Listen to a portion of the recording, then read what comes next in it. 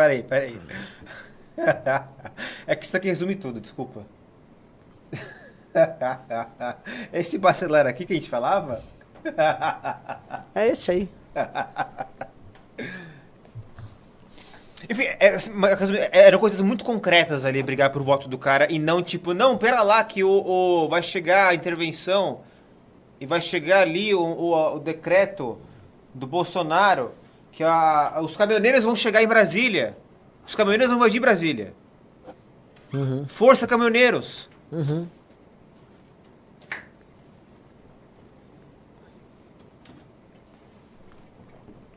Nossa, a Inês Souza mandou. Conta a história da tentativa de homicídio que o Cunha sofreu. Aquela do Paulinho, o que você fez? Era uma fake news que a gente inventou na época que o Paulinho da Força atirou no Cunha e fugiu de caminhão de som da Força Sindical pela estrada, com a Polícia Federal correndo atrás dele. Enfim. Calma, era fake news mesmo? Hã? Era fake news mesmo?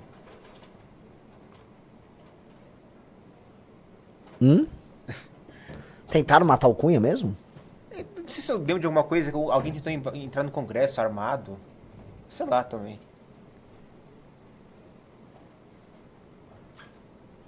Renan, você tá muito aéreo, Renan. Tem que descansar um pouco. Não, tem que trabalhar, eu tenho que pagar as contas, preciso botar uns 15 Valete Plus, preciso falar do caso do Vorcaro. E eu não posso ficar, hoje eu não vou... Aliás, eu nem te botei o chat ainda, né? Desculpa. É isso. É isso, só um segundinho, deixa eu só responder uma pessoa aqui. Pessoal, like na live, se inscreva no canal e entre no valeteplusvalete.org.br, link na descrição dessa live ou pelo QR Code que está na tela. O Renan tá cansadíssimo, gente. Assim, tá... Aqui ontem a gente foi dormir, tipo, antes de ontem, 1 da manhã, acordou 5h30 da manhã. Essas agendas, você dorme 3, 4 horas por dia. Aí o Renan tem que ir lá, tem que participar de 7 rádios seguidas. É difícil, cara. O homem tem que descansar um pouquinho às vezes. Não, eu tenho que trabalhar, vamos lá. Por favor, deixa eu fazer um negócio, ó. Todo mundo que tá no Valete Plus hoje eu vou mandar autografada, tá, a revista. Você vai levar, os 15 primeiros vão levar a revista Valete com o livro O Banquete. Pra mim, deixa eu te falar, esse aqui é um dos livros que mais influenciaram minha cabeça, sabia? Sabia que quando eu li O Banquete e o Confissões de Santo Agostinho, eu deixei de ser um ateu todinho? Eu tinha lido Deus, um Delírio, do Richard Dawkins, e eu era um ateu todinho, né? Tal, 2010, 2011... E aí eu falei, eu queria ter, né, eu queria arrumar tempo pra ter um programa de leitura, aí eu fiz uma lista de livros clássicos. Falei, cara, como é que eu não li todos esses clássicos? Puta idiota. Não tinha lido os clássicos. Aí eu comecei, cara, vou ler tudo que é clássico. E aí entre 2011, 12 até 2015, eu li tudo que eu podia ler. E esse aqui, o Banquete, é um dos mais impactantes, tá? Leiam O Banquete, obrigatório. Tá? Maravilhoso, a construção... É fenomenal, por favor, leiam. Mas Renan, você tá cansado? Cara, eu dei 8 entrevistas ontem. Anteontem eu tava conversando com o Kim até de madrugada. Por conta o Kim tá com muitos elementos aí da delação do Vorcaro, pra gente entender. Então eu vou falar sobre esses elementos agora com vocês lá, vou revelar bastidores. Então, sim, eu dormi 3 horas de quarta pra quinta. Já... 5h30, eu fui dormir umas 2h30, 2 e pouco da manhã, acordei às 5h30, peguei o carro, fui pra Americana, já tinha a rádio 6h50, 7 horas, e aí, cara, mano, eu voltei pra casa, só o pó da rabiola. Aí o Riso vai falar, mas você já chegou em casa? Não, eu tinha uma reunião 8 horas, a reunião durou até umas 10h30. Sim. Aí eu cheguei em casa, quando eu chego em casa, já tô mais pra lá do que pra cá. E você fica com a cabeça tão ligada o dia inteiro que mesmo cansado você não consegue desligar. Aí eu vou dormir, durmo mal, acordo mal. Então mas eu tenho que continuar, não posso. Mas vamos voltar aí, vamos lá, galera. Vamos voltar pra nossa pauta do dia, tá? Pauta on.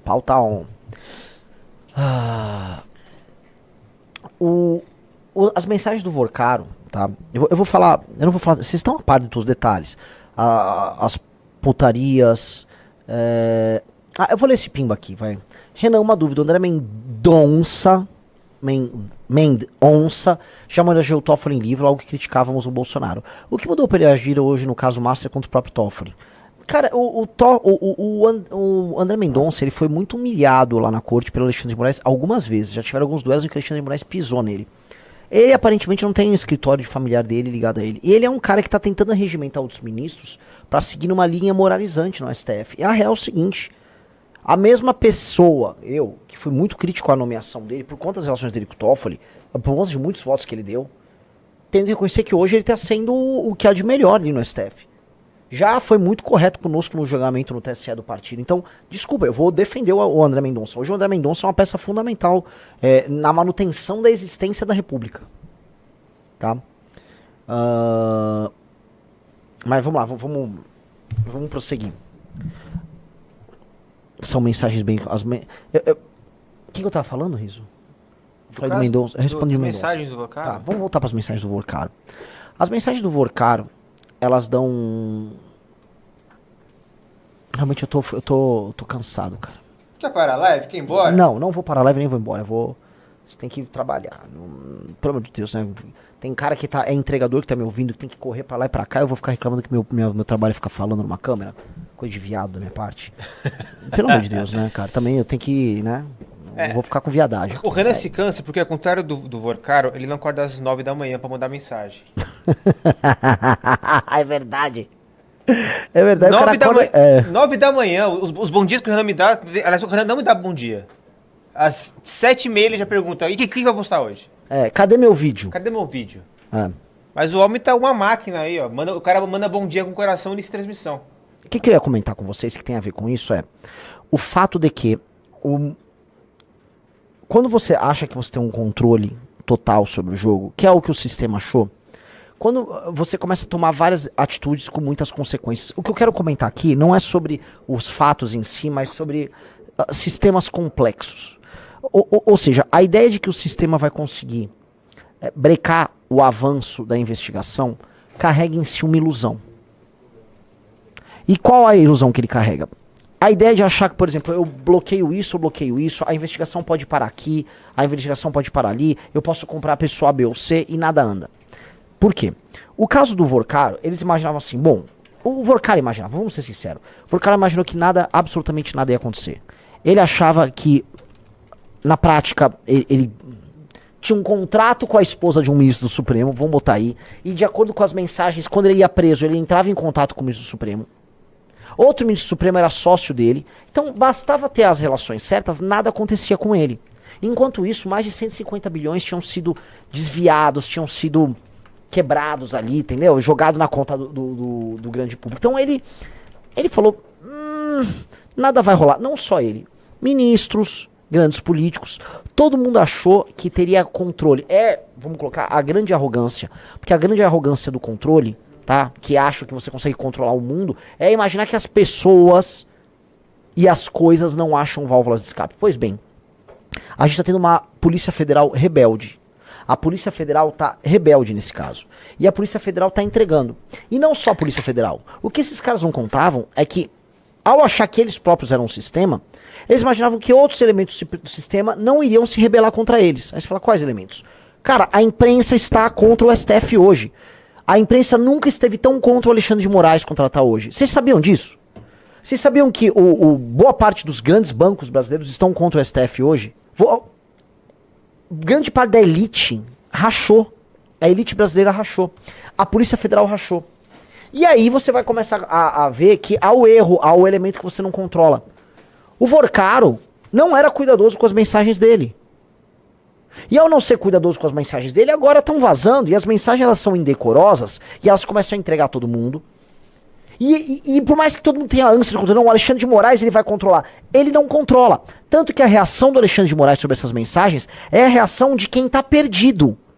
Qual foi a reação dele? Falar que as mensagens não existem. É real que ele vai falar que a troca de mensagem não existe.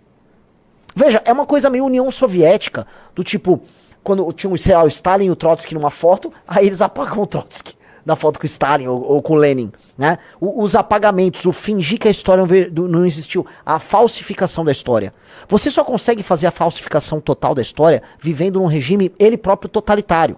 Só no regime totalitário que você falsifica a história. Porque você tem força pra falsificar, mesmo quando todo mundo sabe que aquilo é verdadeiro.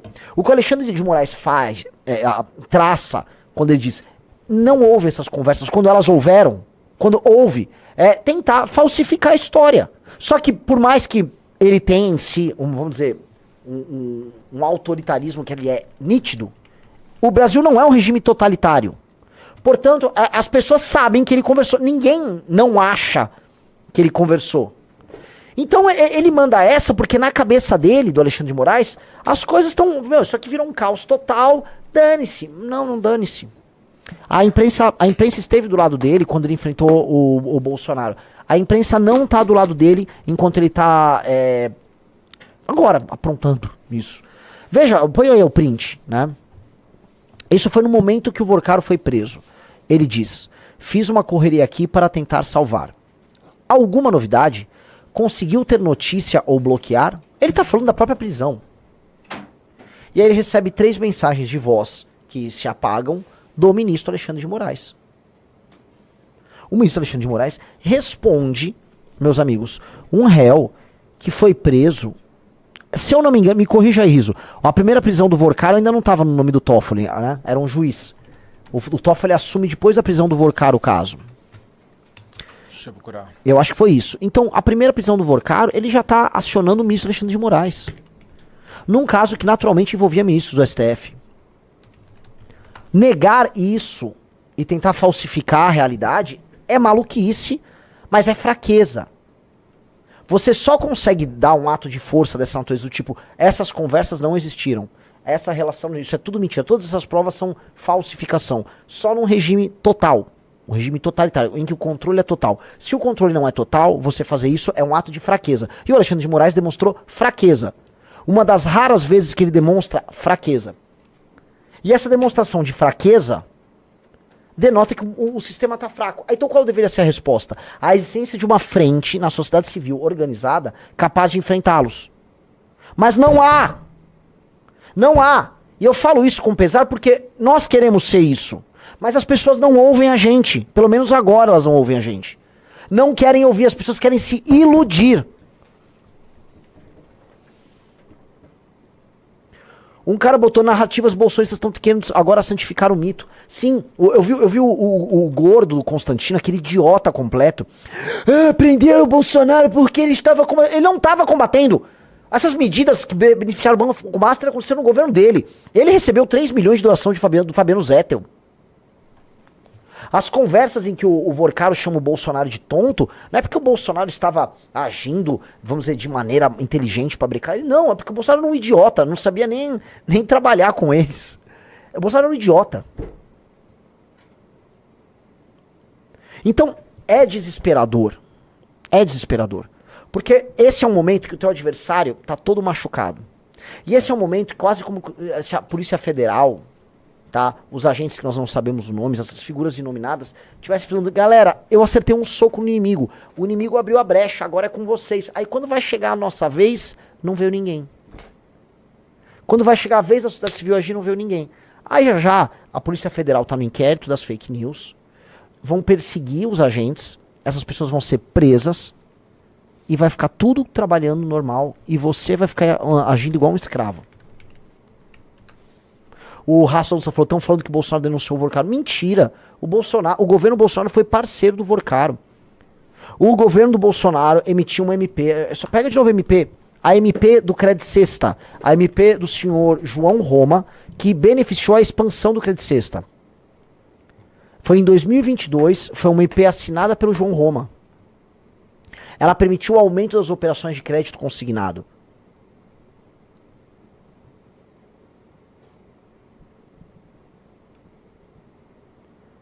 O cara tá, o Antídoto de 14 falou assim, não me acalmo. Cadê? Não me acalmo. O cara tá bravo. Participo de umas lives e contribuo prestigiando dentro das propostas da missão, e Renan, mas ele falou merda extrema sobre acreditar no André Mendonça. Eu só tô falando que o André Mendonça, ele é melhor do que a média do STF. Meus amigos, eu não tô falando que o André Mendonça é incrível. Ele é melhor do que a média do STF hoje. E é. Você não tá entendendo o que é a média do STF, cara? Você não viu ainda o que é a média do STF?